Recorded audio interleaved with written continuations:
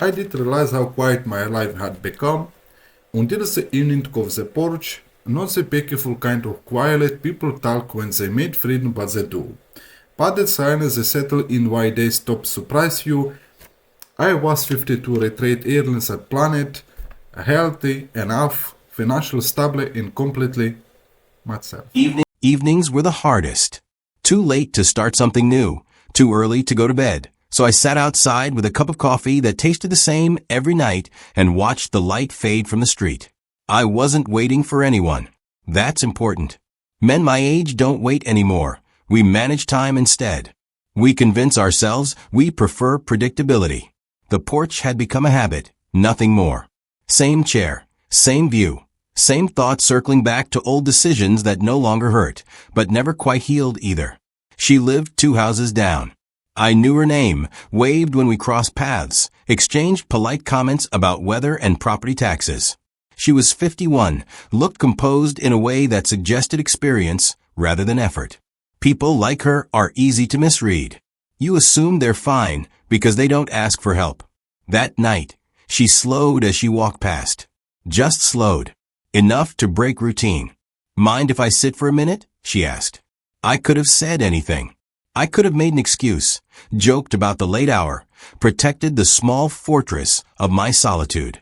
Instead, I nodded. That was the first choice, though I didn't know it yet. We sat without speaking for a moment. Not awkward, just cautious. The kind of silence that feels like standing near deep water. She stared out at the street as if measuring something invisible. Then she said it quietly, without drama. I'm 52. She corrected herself with a faint smile. No, 51. And I'm afraid of being alone. The words landed heavier than they should have.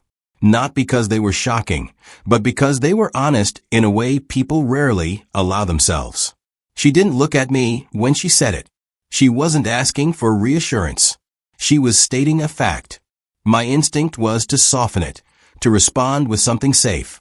Everyone feels that sometimes. You'll be fine. You're strong. Words we use to close doors politely. But something held me there. Maybe because I recognized the fear. Maybe because I'd spent years pretending I didn't have one of my own. I think, I said slowly, a lot of people are afraid of that. They just don't say it out loud. She finally turned toward me. Not hopeful. Just attentive. That's the problem, she said. When you don't say it, it grows. Another pause. The air shifted. I felt it clearly then. This was no longer a neighborly moment. This was a crossroad disguised as a conversation. Inside my head, I weighed the cost. Staying meant involvement, questions, responsibility. Leaving meant returning to the safe emptiness I knew so well. Neither option was painless. I looked at my cooling coffee, then back at her. You don't sound weak, I said. You sound honest. Her shoulders relaxed, just a little. As if that mattered. We sat longer than planned. Said less than expected. But when she stood to leave, something had already changed. I knew it as she walked away. And I knew it even more when the porch felt different after she was gone. That night, the quiet didn't return the same way. And for the first time in years, I wasn't sure I wanted it to. I didn't see her for 3 days after that night, and in a quiet way, that absence spoke louder than her words had. It surprised me how quickly my mind adjusted to expecting her. I caught myself listening for footsteps when I stepped onto the porch, scanning the sidewalk the way you do when you pretend you're just observing the evening. That's when I understood something uncomfortable. I had already let her into my routine. When we finally met again, it wasn't on the porch. It was late morning at the small grocery store near the park. I was reaching for coffee when I noticed her a few feet away, reading labels like she had all the time in the world. She smiled first, not the polite neighbor smile, a real one, restrained, as if she didn't want to assume too much about that evening either. Morning, she said. We stood there with a cart between us like a neutral boundary. Ordinary place, ordinary moment. And yet I felt the same careful alertness I'd felt on the porch. We walked the aisles together without planning to. No agenda, no implied direction. That was when she began to open up, not in a dramatic way, but in pieces. She talked about her past without naming it a past, mentioned a long marriage that ended quietly, friendships that thinned over time, a house that stayed too clean because no one really lived in it anymore. She spoke like someone who had already done the grieving and was now living with what remained. People assume fear comes from chaos. Hers came from order. You get used to handling everything yourself, she said. And one day you realize no one would notice if you didn't. That sentence stayed with me longer than it should have. I recognized the shape of it. My life had been built around self-sufficiency too. Different details, same structure. We weren't lonely because we failed. We were lonely because we succeeded at standing alone. Outside the store, we paused again. That moment where two people decide whether a conversation ends or shifts shape. She hesitated, then asked if I wanted to walk a little. I said yes without thinking this time. That was new. The park was quiet. Benches empty. Leaves just beginning to turn. We talked about small things, music we'd stopped keeping up with, places we once wanted to visit, habits that formed after 50 because breaking them felt unnecessary. There was no flirting, no performance, just presence. At one point she laughed, then stopped herself, like she'd remember something. I don't want to confuse this, she said. I'm not looking to be saved. I wouldn't know how to do that, I answered. She nodded. Good. That honesty drew us closer than any compliment could have. Still, doubt crept in. I felt it settle quietly. Was I stepping into something I couldn't sustain? Was this comfort or the beginning of an expectation? I had learned the cost of misleading hope, even unintentionally. When we parted, there was no promise to meet again. No schedule. And yet I walked home aware of a subtle shift inside me. Not excitement. Something steadier. Something more dangerous. Because now, I wasn't just reacting to loneliness. I was considering connection. That night on the porch, I sat longer than usual, aware that the choice ahead wasn't about her alone.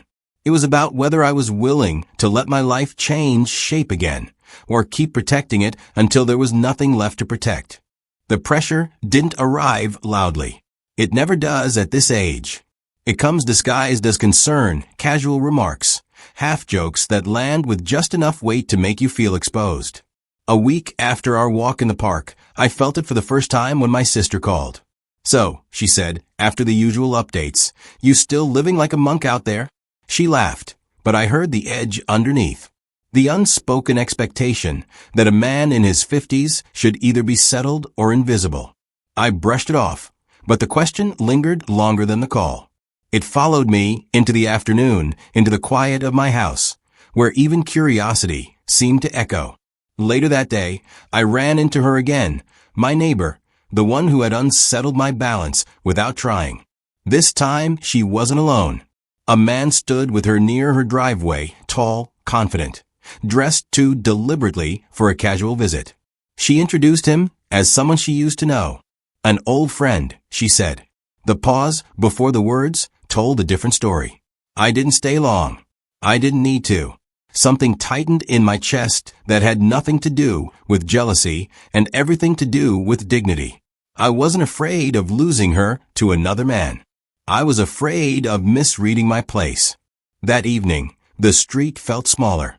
Windows seemed closer. I became aware suddenly of how easily stories form when two adults are seen talking too often, laughing too freely. At 25, you call it excitement. At 52, you call it risk. I sat on the porch and asked myself the question I'd been avoiding. What am I actually willing to lose here? Not her. Not yet.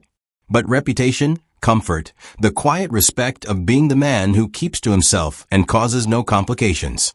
I had built that version of myself carefully. It protected me from disappointment, but also from meaning. The next day, she didn't come by. And the day after that, neither did I.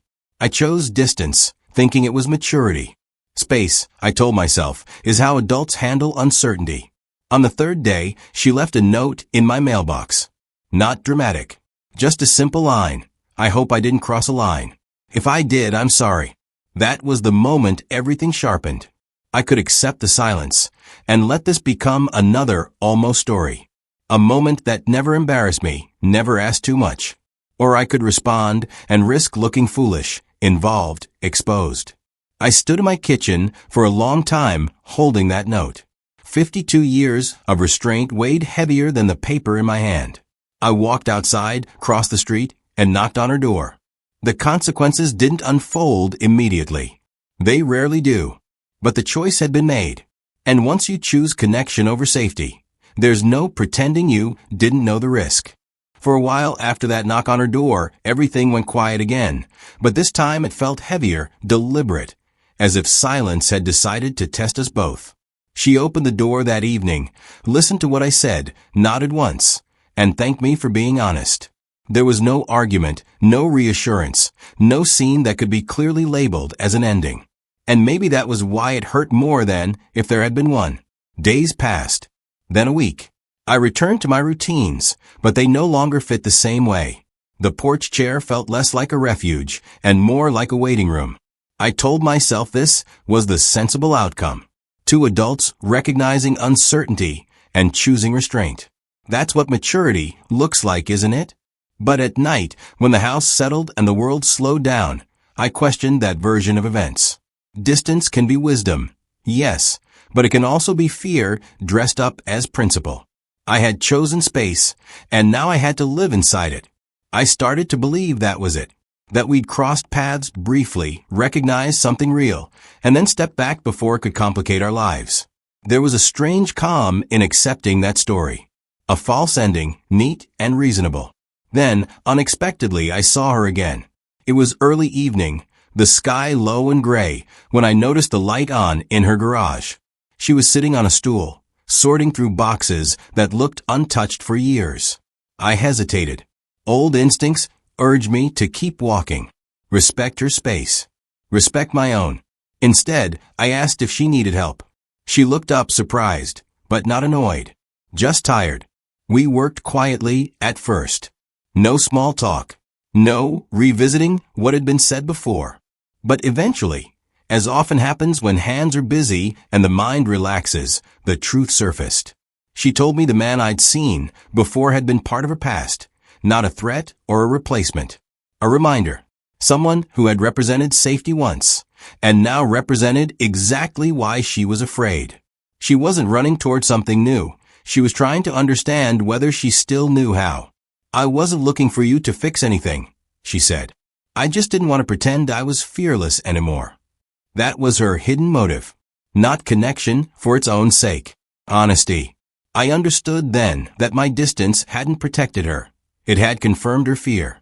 Not because I owed her something, but because silence can sound like judgment when someone has taken the risk of being open. We didn't apologize dramatically. We didn't explain ourselves into exhaustion. We simply acknowledged the moment for what it was. Two people misreading caution as rejection. When we finished, the garage felt lighter, emptier, like a space ready for something else. She thanked me again, but this time it carried weight. Not obligation. Recognition. As I walked back home, I felt something unexpected. Relief without certainty. We weren't starting over. We weren't undoing anything. We were standing closer to the truth than before, and that was enough for now. The porch light was on when I sat down later that night. For the first time in weeks, the quiet didn't feel like an ending. It felt like a pause, one that allowed room for what might come next. By the time I understood what decision I had already made, it no longer felt dramatic. That surprised me. At 52, the biggest choices don't announce themselves with racing hearts or sleepless nights. They settle quietly, like a truth you've stopped arguing with. I didn't rush to see her after that evening in the garage. That would have turned honesty into reaction. Instead, I paid attention to how I felt waking up the next morning. The house was the same. The street sounded the same. But I wasn't bracing myself against the day the way I usually did. I wasn't rehearsing explanations for why I preferred being alone. I simply got up. 2 evenings later, she came by on her own. No hesitation this time. No careful distance. I don't want to leave things unfinished, she said. Neither did I. We sat on the porch again, where it had started, but the air between us had changed. Not lighter, clearer. This time, there was no confession waiting to be released. Just the understanding that something honest deserved to be addressed directly. "I'm not afraid of being alone anymore," she said after a while. "But I am afraid of choosing silence when I don't have to." I told her the truth in return, that I'd spent years mistaking peace for absence, convincing myself that not wanting anything was a sign of wisdom, that somewhere along the way, protecting my dignity had turned into avoiding connection altogether. "I don't know what this becomes," I said, "and I won't pretend I do." She nodded. "I don't need promises. I just don't want to feel invisible while sitting right next to someone." That was the conversation. No grand declarations. No reassurances about the future. Just two people acknowledging their limits without using them as excuses. When she left that night, it wasn't with uncertainty. And when I stayed on the porch alone, it wasn't with regret. I felt something steadier than happiness, acceptance. Not of an ending, but of reality as it was. I didn't suddenly become fearless. Neither did she. But fear no longer made the decisions for us. At this stage in life, that felt like enough.